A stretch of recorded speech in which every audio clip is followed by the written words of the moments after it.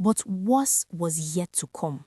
His family's reaction was not anger at his infidelity, it was celebration. Finally, there would be a child. Finally, their prayers had been answered. His mother declared it a miracle.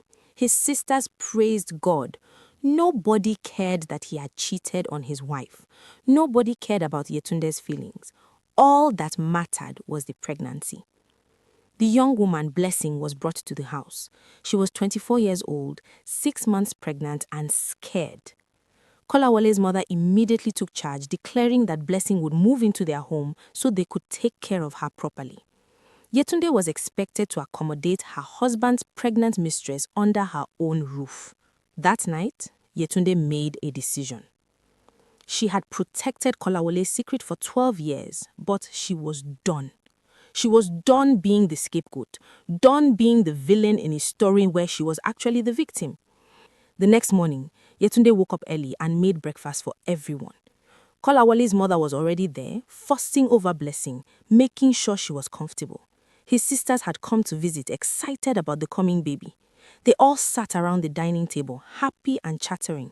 Yetunde served them food, then sat down calmly and said she had something to tell them. The table went quiet. She pulled out an envelope from her bag. Inside were the medical reports from 12 years ago. She placed them on the table. She told them everything. About the hospital visit, about the diagnosis, about Kolawole's infertility, about how she had agreed to take the blame to protect his ego, about 12 years of humiliation she had endured for a lie, about the insult and pity she accepted for a man who eventually betrayed her anyway. The room was completely silent. Kolawole's face had gone pale. His mother picked up the medical report with shaking hands and read it. The diagnosis was clear. Male factor infertility, azoospermia. The date was from 12 years ago. His mother looked from the paper to her son, then to Yetunde. She opened her mouth, but no words came out. The sisters sat frozen. Blessing looked confused, not understanding what was happening. Yetunde stood up calmly. She told them she was leaving.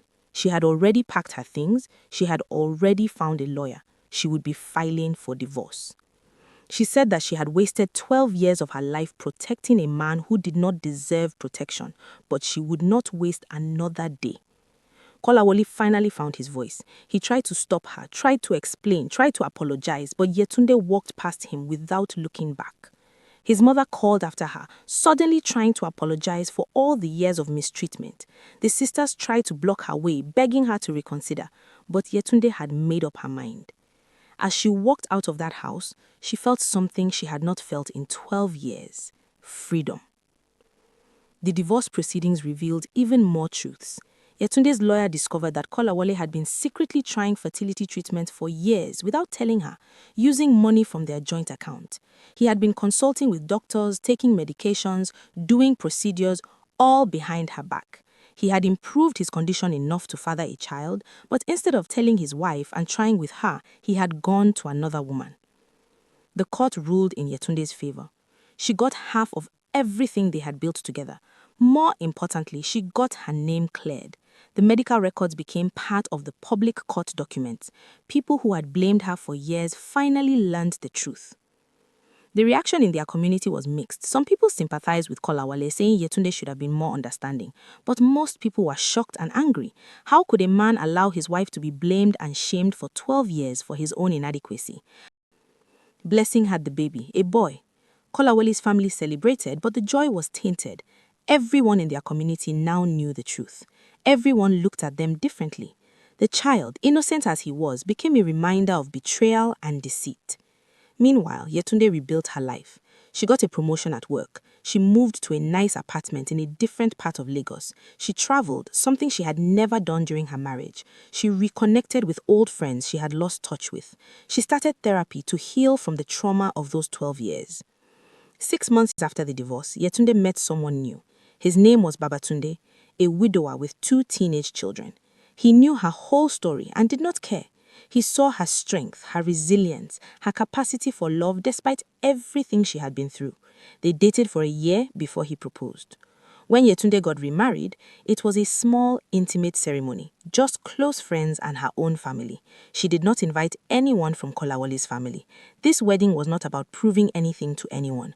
It was about starting fresh, about choosing happiness, about finally putting herself first.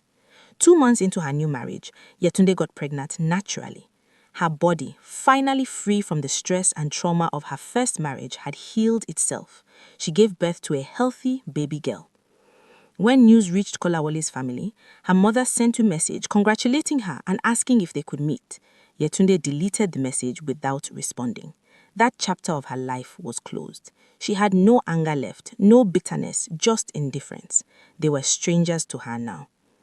Years later, when people asked Yetunde how she survived those 12 years, she would say that she did not survive them, she endured them. There is a difference. Surviving suggests that you came through unscathed. Enduring means you bore the pain until you were strong enough to walk away. She endured because she loved someone who did not deserve it. She endured because she thought sacrifice was the same as love.